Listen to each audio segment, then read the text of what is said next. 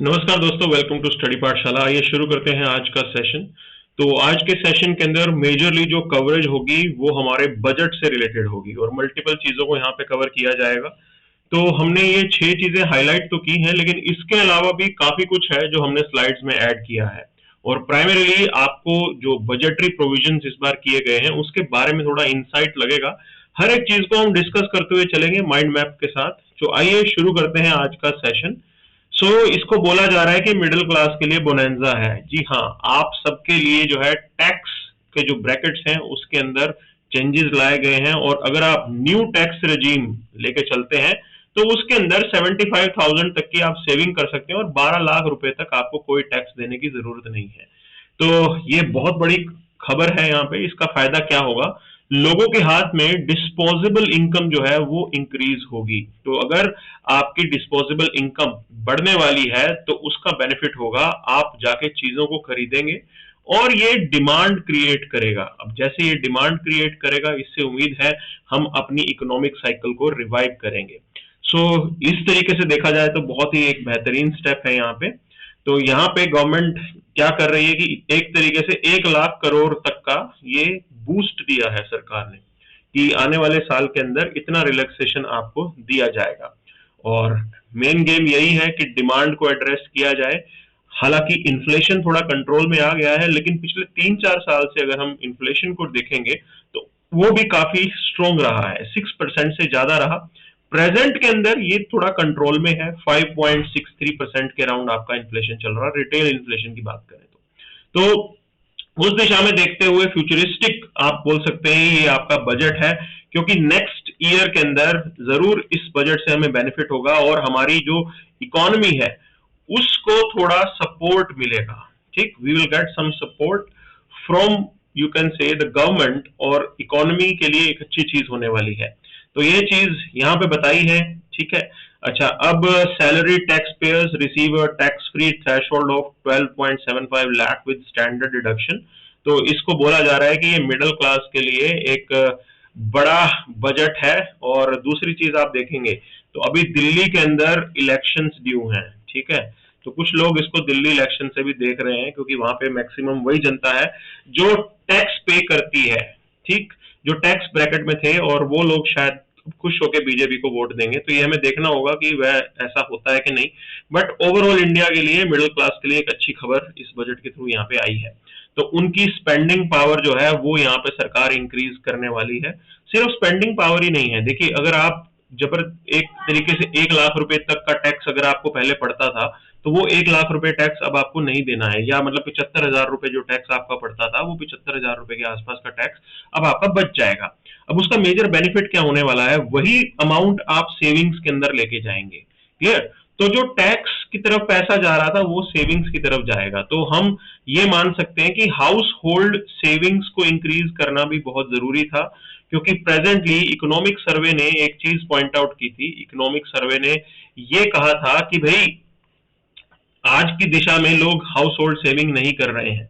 तो वो उस डायरेक्शन में जाता हुआ आपका बजट है। अब अगर आप इसको देखेंगे, काफी और रिलैक्सेशन यहाँ पे दिए हैं। कस्टम ड्यूटी के अंदर एडजस्टमेंट किया है, यहाँ पे कस्टम ड्यूटी को घटाया भी गया है। ओके, टैरिफ स्ट्रक्चर को रिड्यूस किया गया है, सिंप्लीफाई किया गया है। तो ये सारे बेनिफिट्स हमने किए हैं। अब देखिए, पब्लिक कैपिटल और फिस्कल पोजीशन को देखते हुए इन्होंने क्या बताया है। तो capital expenditure for current year is 10 lakh crore. Okay, capital expenditure का मतलब है गवर्नमेंट जो है अभी भी एसेट क्रिएशन के ऊपर फोकस करती रहेगी। और कैपिटल एक्सपेंडिचर फॉर 2025-26 जो है वो 11.2 लाख करोड़ जो है वो रखा गया है। तो 10% का इंक्रीज है, मतलब ये हमारा फोकस रहेगा ही रहेगा। और इट्स अ गुड थिंग, काफी अच्छा है ये खबर।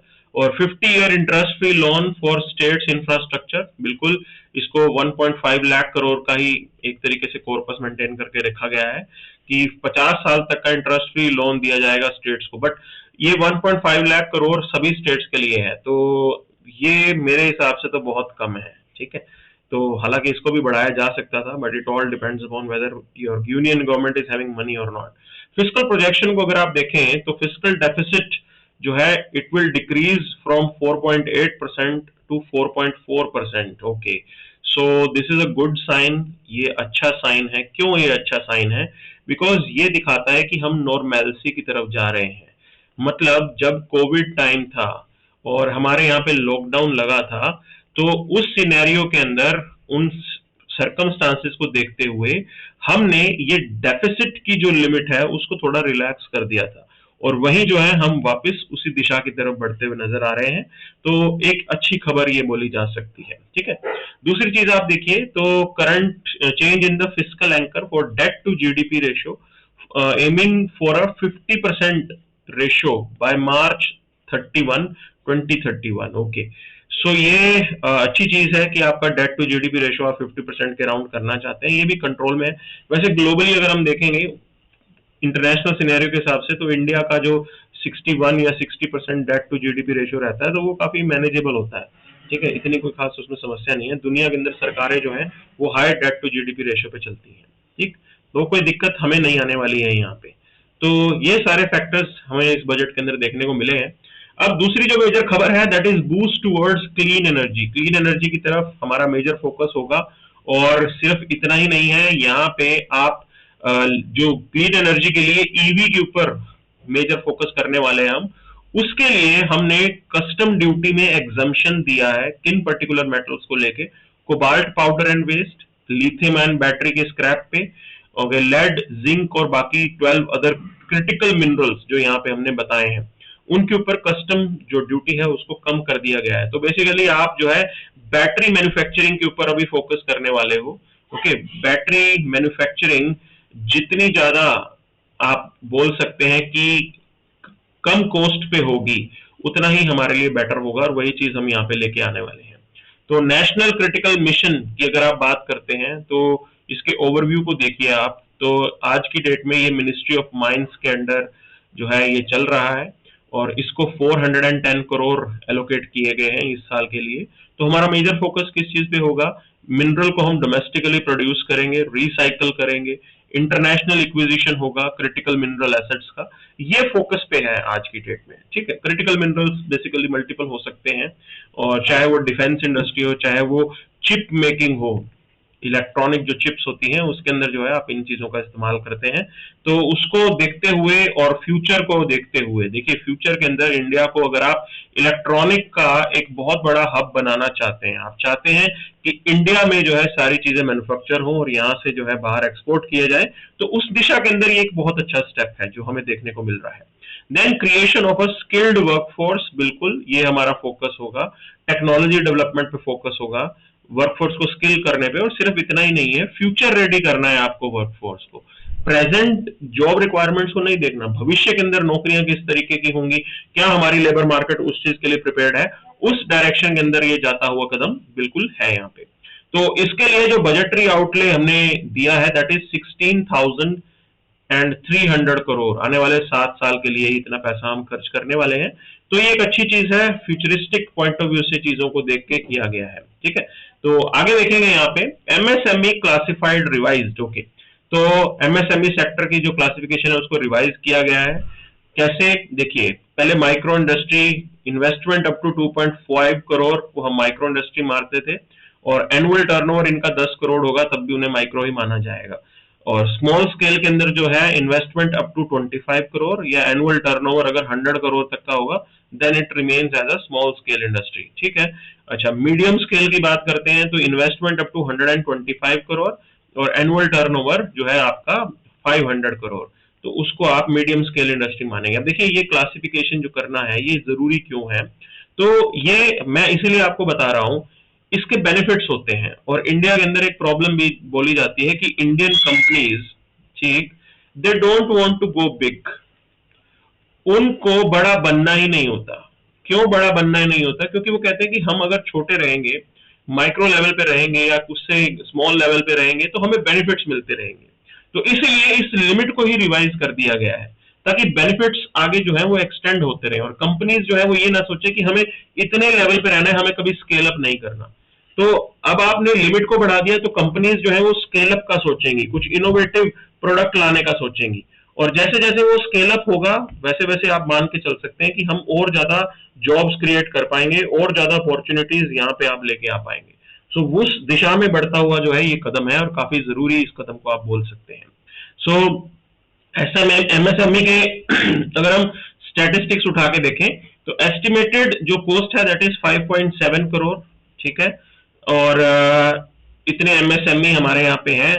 अच्छा, एस्टिमेटेड टोटल इतने एमएसएमई हैं, देखिए more than 1 crore registered MSME है और दे एम्प्लॉय 7.5 करोड़ पीपल। तो सिर्फ एमएसएमई जो है, आप एम्प्लॉयमेंट के डायरेक्शन से चाहे आप इसको देख लीजिए, उस हिसाब से भी बहुत बढ़िया काम होता है, और चाहे आप इसके अंदर एक्सपोर्ट पोटेंशियल भी देख लीजिए, दोनों में ही हमारे यहाँ पे एमएसएमई का इंपॉर्टेंट कंट्रीब्यूशन होता है।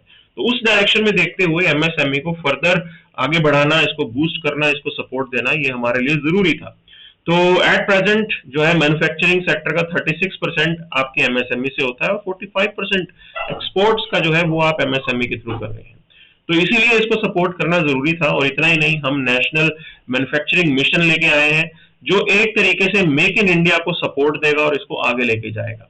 तो ये हमने किया है यहाँ पे। अच्छा, अब देखिए इसके अंदर क्रेडिट गारंटी कवर को फिर इंक्रीज कर दिया गया है।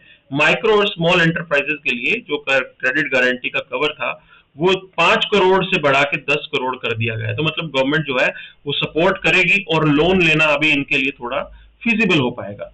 सो expected to lead to an additional credit of 1.5 lakh crore over next 5 years. आने वाले 5 साल के अंदर 1.5 लाख करोड़ का एडिशनल क्रेडिट जो है वो यहाँ पे दिया जाएगा।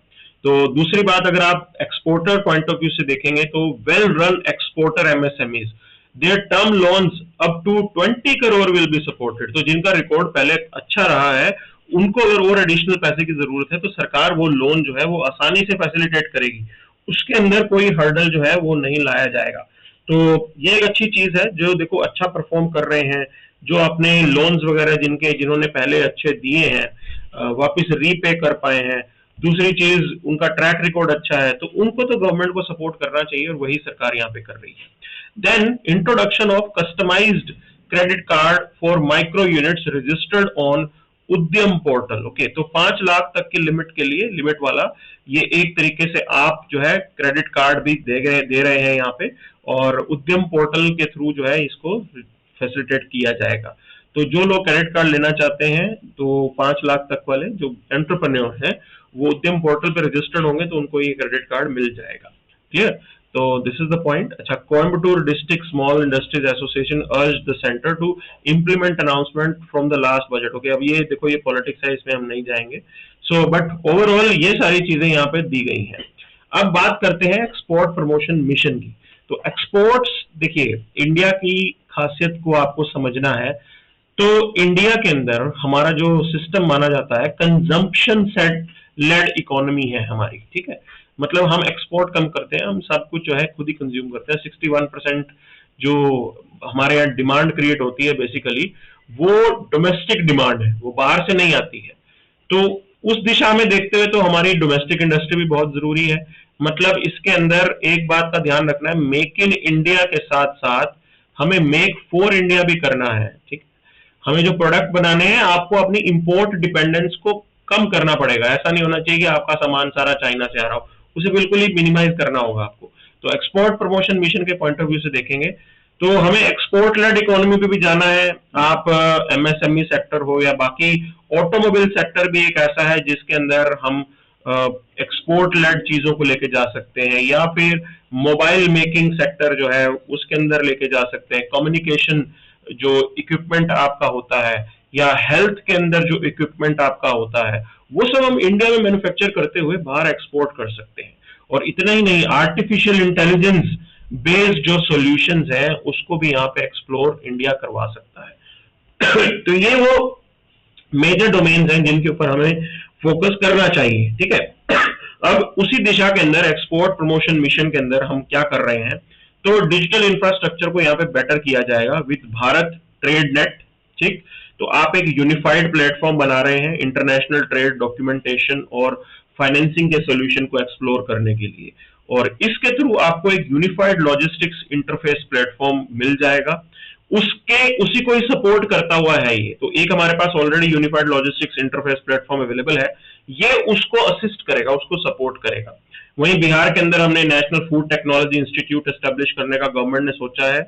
हैंडीक्राफ्ट एक्सपोर्ट रेगुलेशन की अगर आप बात करें तो exporting handicraft made from duty free inputs extended to 1 year. Okay, कोई दिक्कत नहीं है अगर आप ड्यूटी फ्री मतलब इनपुट्स लाके आप कुछ इंपोर्ट करके उससे कुछ बना रहे हैं तो उसके ऊपर ड्यूटी जो है वो नहीं लगाई जाएगी, तो उसको 1 साल तक और एक्सटेंड कर दिया गया है। तो अच्छी चीज है ये यहाँ पे, ठीक है। रॉ मटेरियल तो हम इंपोर्ट करते हैं काफी चीजों का। तो मैरीटाइम सर्विसेज की बात करें तो India trade deficit in maritime services is approximately $50 billion. Okay, अब इसी को ध्यान में रखते हुए फिशरीज सेक्टर के ऊपर बहुत इन्होंने फोकस किया है अब की बार, ठीक है ना। एग्रीकल्चर के अंदर भी, एग्रीकल्चर के अंदर ही होता है फिशरीज, उसके ऊपर मेजर सरकार का फोकस है जो यहाँ पे डाला गया है।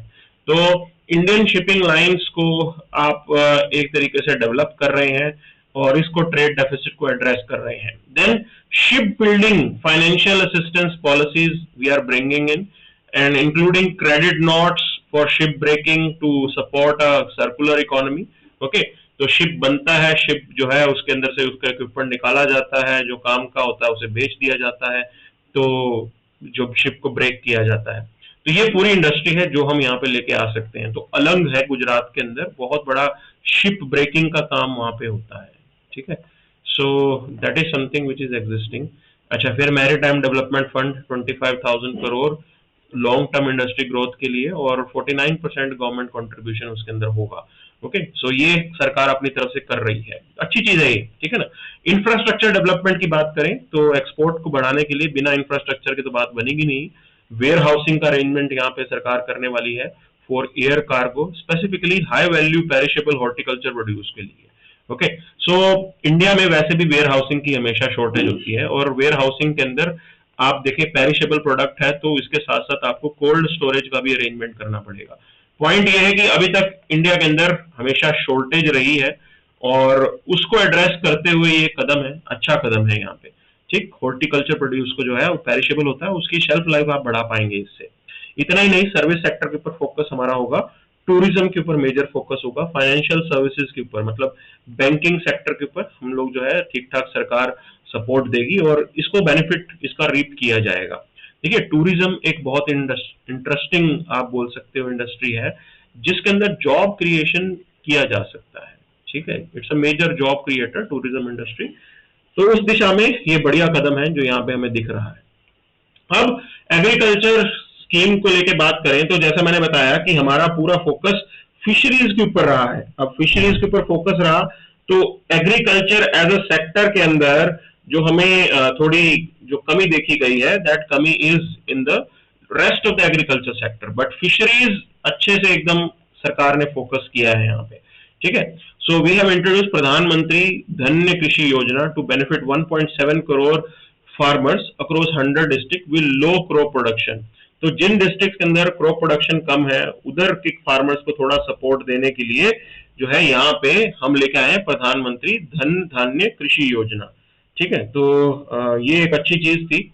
अच्छा, total allocation for department of agriculture and farmer welfare को देखें, it is reduced by 3,900 crore. Okay, 3,900 crore from last year revise estimate से इसको इतना कम किया गया है। So budget for next financial year कितना है, 1.27 lakh crore, down from 1.31 something lakh crore. तो इतना अमाउंट से कम कर दिया गया है इसको। तो अब कम कर दिया गया है, उसको देखने के 2-3 तरीके हैं। देखिए, एक चीज समझ लीजिए आप, एग्रीकल्चर जो होता है वो आपका स्टेट लिस्ट का सब्जेक्ट है, पहली चीज आपको ये समझनी है, ठीक है। अब स्टेट लिस्ट का सब्जेक्ट और 14 फाइनेंस कमीशन के रिकमेंडेशन को हम लोग पहले ही लागू कर चुके हैं और 41% ऑफ द टैक्स पूल जो है वो ऑलरेडी स्टेट्स को दिया जाता है। तो ये अखबारों के अंदर बड़े बड़े आर्टिकल और एडिटोरियल लिखते हैं और कहते हैं कि भाई सोशल सेक्टर स्पेंडिंग कम कर दी या एग्रीकल्चर की स्पेंडिंग कम कर दी।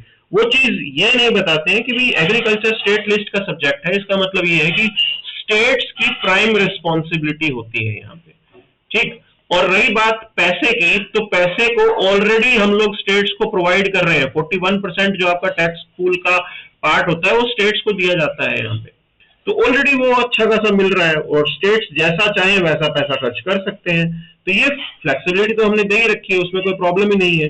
अब इस बीच अगर गवर्नमेंट सिर्फ 4,000 करोड़ रुपए अगर एग्रीकल्चर के थोड़े कम करती है तो इसमें कोई दिक्कत नहीं है, ओके। तो कोई समस्या इसको लेके नहीं आनी चाहिए। सो this is something that that one should know here. अच्छा, प्रधानमंत्री फसल बीमा योजना की बात करें, allocation decrease by this 3,600 crore का एलोकेशन कम कर दिया गया है। तो इस साल 12,242 करोड़ था, पिछले साल जो है 15,864 करोड़ रुपए जो है इसके लिए एलोकेट किए गए थे। ओके, तो ठीक है, हम ये उम्मीद थोड़ा ना करते हैं कि भाई हमेशा जो है डिजास्टर आएगा ही आएगा। वी आर होपफुल कि यहाँ पे कोई प्रॉब्लम नहीं होगी। सो फ्रॉम दैट एंगल तो इट्स अ फाइन थिंग, कोई दिक्कत यहाँ पे नहीं आनी चाहिए। ओके, तो फर्टिलाइजर डिपार्टमेंट की बात देखें तो बजट कट बाय 26,000 करोड़ और 26,000 करोड़ का बजट कम किया है इन्होंने। तो ये बेसिकली सब्सिडी का बजट है जो यहाँ पे कम किया गया है, तो इट्स अ गुड थिंग। ठीक है ना, तो जैसा बोला जा रहा है कि फर्टिलाइजर सब्सिडी पे इसका जो है इम्पैक्ट पड़ेगा, बट सब्सिडी हमें धीरे धीरे कम तो करनी ही है। Okay, it has to be reduced. तो ये 1.5 लाख करोड़ आप बोल सकते हो, अभी तक हम 1.83 लाख करोड़ पिछले साल आपने फर्टिलाइजर के अंदर दिए थे, सब्सिडी का ही है ये पैसा, उसको कम किया गया है यहाँ पे। तो it's a good thing, it's a good move I would say. तो फार्मर को सपोर्ट देने के लिए loan limit under the modified interest subvention scheme increase from 3 lakh to 5 lakh for Kisan credit cards benefiting 7.7 crore farmers. Okay, अब फार्म लोन लेना government farmers के लिए आसान हो जाएगा। उस दिशा में तो एक अच्छा कदम है, कोई दिक्कत नहीं है, लेकिन बात ये आती है कि उसको रीपे करने के लिए भी फार्मर रेडी होना चाहिए। अब इसको लेकर डाउट है कि वो रीपे कैसे करवाते हैं।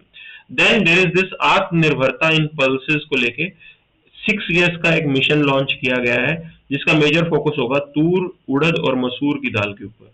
ओके, और मखाना बोर्ड बिहार के अंदर एस्टेब्लिश करने के लिए 100 करोड़ रुपए दिए गए हैं। और ये ऐसा इसलिए भी किया गया कि बिहार जो है वो लीडिंग प्रोड्यूसर है मखाने का इंडिया के अंदर। सबसे ज्यादा मखाना जो है बिहार में बनता है। और एक्सपोर्ट का मामला अगर आप उठाएंगे तो एक्सपोर्ट के अंदर पंजाब का नाम आता है, जहां पे मखाना बनता ही नहीं है। ठीक, सो होता क्या है कि जो कुछ लोग हैं बिजनेसमैन पंजाब से, वो क्या करते हैं, बिहार से मखाने को मंगाते हैं और पंजाब में लाएंगे, उसके बाद उसे प्रोसेस करेंगे और उसको प्रोसेस करके उसके बाद उसे आप एक्सपोर्ट कर देंगे। ठीक, तो इससे बिहार को फायदा नहीं होता, मखाना पंजाब में उगता नहीं और एक्सपोर्ट कर रहे हैं पंजाब के लोग। तो इस दिशा में देखते हुए जो है ये कदम है कि बिहार के अंदर ही हम जो है ये कैपेसिटी डेवलप करेंगे, ताकि वहां की जनता जो है इतना पोटेंशियल डेवलप करे और एक्सपोर्ट सीधा बिहार से ही हो पाए। Okay, so this is something which is highlighted. Fisheries और एनिमल हस्बेंड्री डिपार्टमेंट को जो है थोड़ा बजट बढ़ा दिया गया है। ओके, तो इट्स अ गुड थिंग, जरूरी भी है। फिशरीज का तो मैंने आपको बताया भी था। Then reduction of basic custom duty, frozen fish paste के लिए पर जो कस्टम ड्यूटी पहले 30% लगती थी, उसे कम करके 5% कर दी गई है। तो इसका आइडिया ये है कि हम सी फूड मार्केट के अंदर इंडियन जो प्लेयर्स हैं उनको कॉम्पिटिटिव बनाने की तरफ अब जा रहे हैं। ठीक है, तो ये एक अच्छी चीज है। अब देखो इसके अंदर भी पॉलिटिक्स का एंगल आ सकता है। तो लोग कह रहे थे कि भाई सब कुछ बिहार को दिया है, आंध्रा को भी तो दिया है, तो वो भी तो कोस्टल एरिया है। और सिर्फ उतना ही नहीं है, बिहार के अंदर भी फिशिंग का बहुत काम होता है। ठीक, तो बहुत से इनलैंड फिशिंग आप बोल सकते हो, वो बिहार में अच्छा खासा काम होता है। तो उस दिशा में तो ये ठीक कदम है। ठीक है ना। Then talking about farmers organisation, तो farmer organisation like Samyukt Morcha, उन्होंने थोड़ा डिससेटिस्फेक्शन बताया है इस चीज को लेके, थोड़ा बहुत तो रहेगा, 100% तो सब लोग खुश नहीं हो सकते, but over the less more और लेस इतना फिशरी सेक्टर के लिए कर दिया, इट्स अ गुड थिंग, कोई दिक्कत नहीं है। ठीक है, आगे देखेंगे India to be the food basket of the world. Okay, तो अब इंडिया को food basket of the world बनाने पे हमारा फोकस है। उसके लिए national institute of food technology, entrepreneurship and management Bihar में बनाया जाएगा, और बढ़िया चीज है ये। और इसके अलावा सेकंड जीन बैंक एस्टेब्लिश किया जाएगा, will house 10 lakh germplasm line for the future food and nutritional security. ठीक, तो ये जीन बैंक वगैरह हम बना रहे हैं यहाँ पे, हमारे जो फूड लुप्त ना हो जाए या ऐसा कुछ ना हो जाए कि भी जिससे आपके देश के अंदर सारी फसल खराब हो जाए, तो आपके पास वो पौधे अवेलेबल होने चाहिए जो फ्यूचर में आप उगा के अपने लोगों का पेट भर सकते हैं।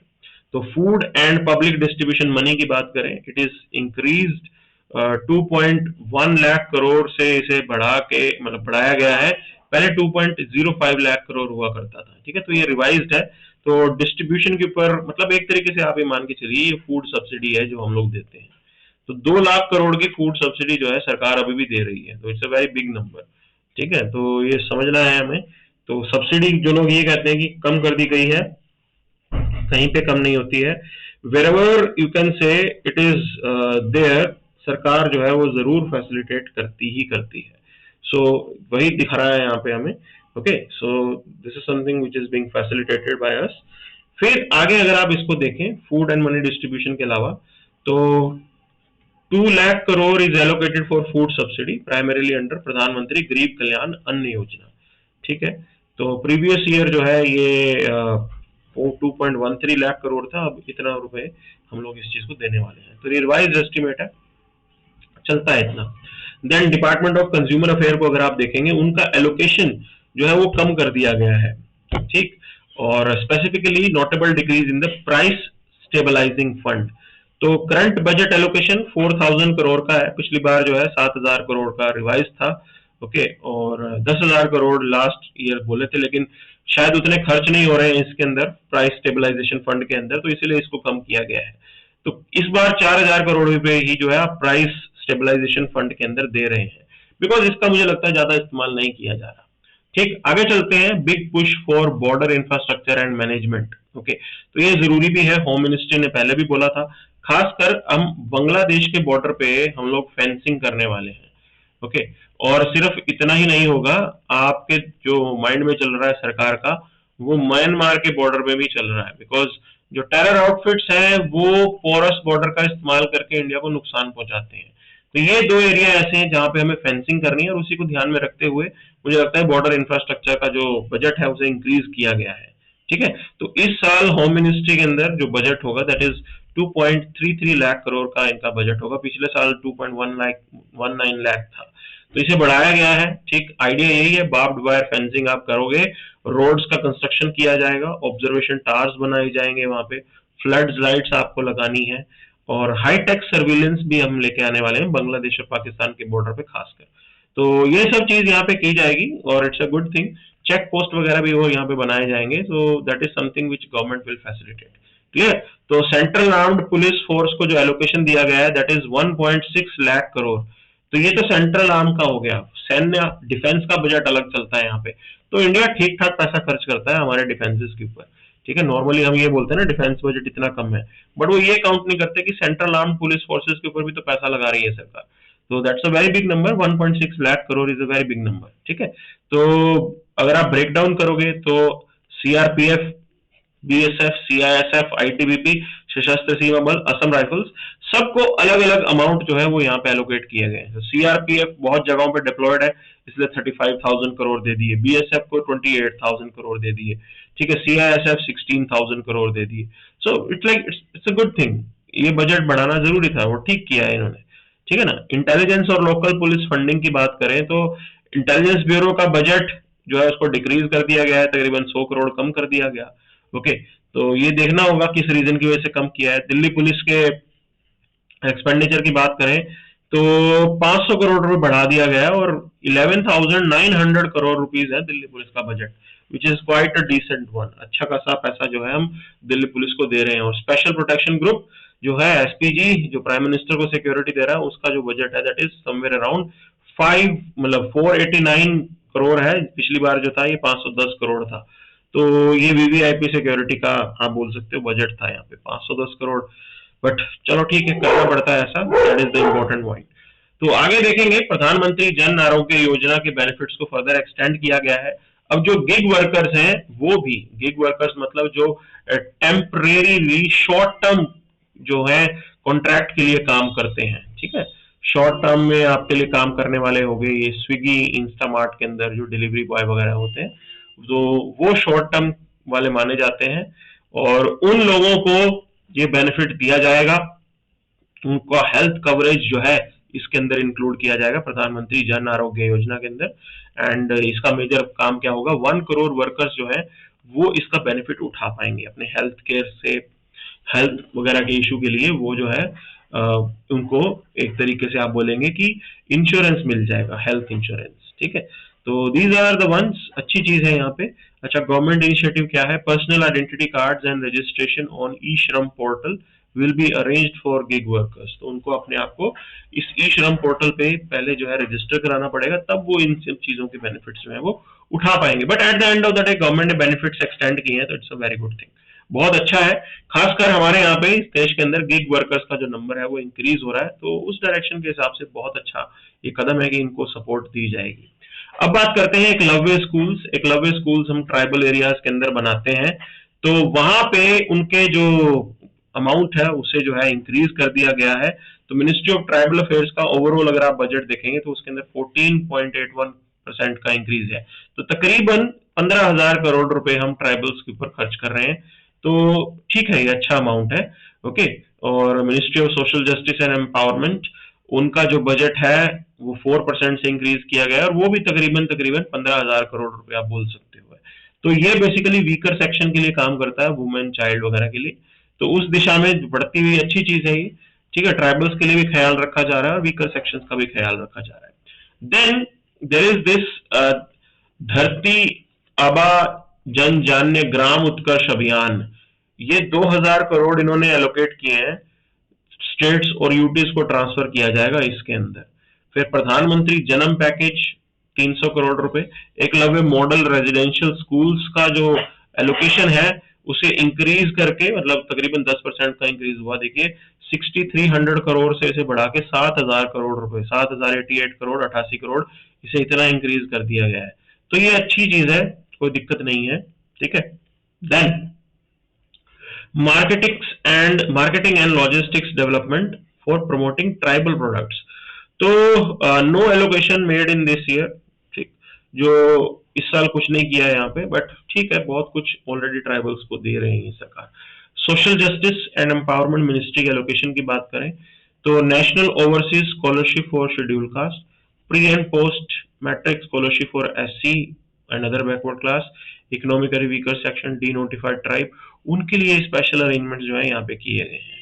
तो commission for SC status for Dalit Muslims and Christians. Okay, तो जो लोग कन्वर्ट हो जाते हैं, क्या उन लोगों को भी बेनिफिट्स मिलने चाहिए रिजर्वेशन वगैरह के? तो उसके लिए जो है ये एक कमीशन बनाया जाएगा, उसको वो फाइंडिंग्स देंगे, और उसका अनाउंसमेंट यहाँ पे कर दिया गया है। बाकी जो है स्माइल स्कीम के अंदर support for rehabilitation of beggars and transgender person, उसका एलोकेशन जो है वो इंक्रीज कर दिया गया है, 60 करोड़ से इंक्रीज करके 106 करोड़ जो है इस साल पैसा खर्च किया जाएगा। ठीक है, फिर national commission for scheduled cast के लिए जो एलोकेशन है उसे डिक्रीज कर दी गई है, 41 करोड़ ही दिए जाएंगे। पिछले साल इसे 70 करोड़ रुपए मिलते थे। ओके, उस डायरेक्शन से अच्छी चीज है यहाँ पे। और national commission for backward classes का जो बजट है उसे इंक्रीज कर दिया गया है, थोड़ा सा इंक्रीज है, बट ठीक है, एक बैलेंस आउट इन्होंने चीजों को किया है। अब बात करते हैं जल जीवन मिशन को लेके। जल जीवन मिशन जो आपके यहाँ पे आपके घर तक वाटर की टैप सप्लाई देता है, ठीक है ना, पानी मिलेगा आपको, स्वच्छ पानी। 2028 तक इसे एक्सटेंड कर दिया गया है, और आउटले को भी फर्दर एक्सटेंड किया गया है। मतलब इसे अभी भी इंप्लीमेंट करवाया जाएगा, इंफ्रास्ट्रक्चर क्रिएट किया जाएगा, कैसे जो है वाटर सप्लाई मैनेज करनी है, वो सब अभी हमारे फोकस पे रह गए रहेगा। और 2019 से लेके 2019 से लेके अब तक हमने 3.6 लाख करोड़ इसके ऊपर इन्वेस्ट किया है, इस जल जीवन मिशन के ऊपर। ओके, तो काफी अच्छी चीज है। 80% ऑफ रूरल हाउस होल्ड उनके यहाँ पे अब पाइप्ड वाटर कनेक्शन अवेलेबल है। ओके, 2019 के अंदर ये लिमिट सिर्फ 15% होती थी, अब 80% घरों के अंदर स्वच्छ जल आ रहा है। और आने वाले साल के अंदर जल शक्ति ministry somewhere around 67,000 crore rupees spend करने वाली है। तो जो पिछले साल इन्होंने स्पेंड किए हैं वो 69,992 करोड़ थे, उससे थोड़ा सा कम जो है ये स्पेंड करने वाले हैं। बट अगेन मैं कह रहा हूँ ना, ये तो सिर्फ बजटरी एस्टिमेट्स होते हैं, इसके बाद रिवाइज्ड एस्टिमेट्स भी होते हैं। सरकार को अगर ज्यादा लगता है कि पैसा और खर्चने की जरूरत है, तो इन द मेन टाइम जब आपकी इकोनॉमिक साइकिल ईयर की चल रही होती है उसमें वो पैसा वो ज्यादा खर्च कर देते हैं, तो उसमें कोई दिक्कत नहीं होती है। ठीक है, बट अभी सिर्फ इनिशियली इतना प्रोविजन किया गया है। तो चैलेंजेस इसके अंदर आएंगे। ओके, इतना आसान नहीं होने वाला। अब आपको जो है रैपिड कवरेज करनी है, 50% जनता को अभी और आपको इसको इंक्रीज करनी होगी, बहुत सी डिफिकल्टीज आएंगी, कॉस्ट जो है वो इंक्रीज होती जा रही है, उससे भी हमें डील करना है, खासकर यूक्रेन रशिया वॉर के कारण बहुत से ऐसे इक्विपमेंट हैं जिनकी सप्लाई नहीं आ रही है, और उस सप्लाई की, रॉ मटेरियल की सप्लाई नहीं आ रही है, तो आपका बिजनेस कंप्लीटली हिट हो जाता है। वो दिक्कत यहाँ पे है, and that is something which will be, मतलब ये एक फैक्टर भी आपके कंट्रोल में नहीं है, आप सिर्फ उम्मीद कर सकते हो कि शांति आ जाए। ठीक है, तो financial needs they have escalated with initial outlay envisioned at nearly 7 lakh crore, 7 lakh crore के इनिशियल आउटले, उसके साथ इतना अरेंजमेंट जो है वो किया गया है। ठीक, तो this is what the idea is.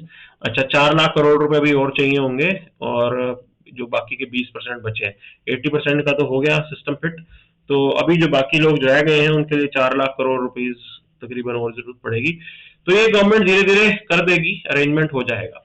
अब बात करते हैं mission for manuscript conservation. Okay, तो हमें अपने इतिहास को बचाना है, मैन्यूस्क्रिप्ट जो है हमारे, उसको ध्यान में रखते हुए ज्ञान भारतम मिशन जो है ये लाया गया है, और इसके अंदर आप 1 करोड़ के अराउंड मैन्यूस्क्रिप्ट को यहाँ पे कवर करेंगे।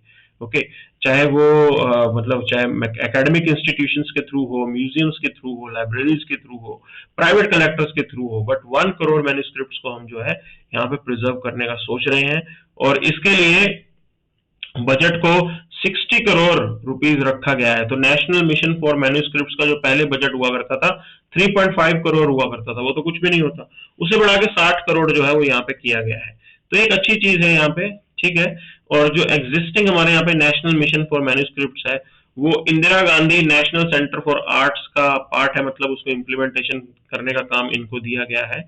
उस दिशा में 60 करोड़ रुपीज जो है वो बजट रखा गया है मैन्यूस्क्रिप्ट को प्रिजर्व करने के लिए। क्लियर, तो ये एक बहुत अच्छी चीज है जो यहाँ पे इन्होंने डाली है, तो उम्मीद भी है हमें हमें इसका बेनिफिट होगा। Okay, so this is what the key point has been. तो ये आज का हमारा मेजर जो है वो पॉइंट्स थे यहाँ पे। इनके अलावा अगर आप बात करेंगे तो मिनिस्ट्री ऑफ एक्सटर्नल अफेयर्स का बजट जो है वो इंक्रीज कर दिया गया है, और जरूरत भी थी, क्योंकि अगर आपके ग्लोबल फुटप्रिंट इंक्रीज हो रहे हैं, अगर आप ग्लोबल पावर बन रहे हैं, तो आपको ज्यादा पैसा खर्च करना भी पड़ेगा। सो इन सारे फैक्टर्स को कवर करते हुए ये था आज का आपका session. Thank you very much.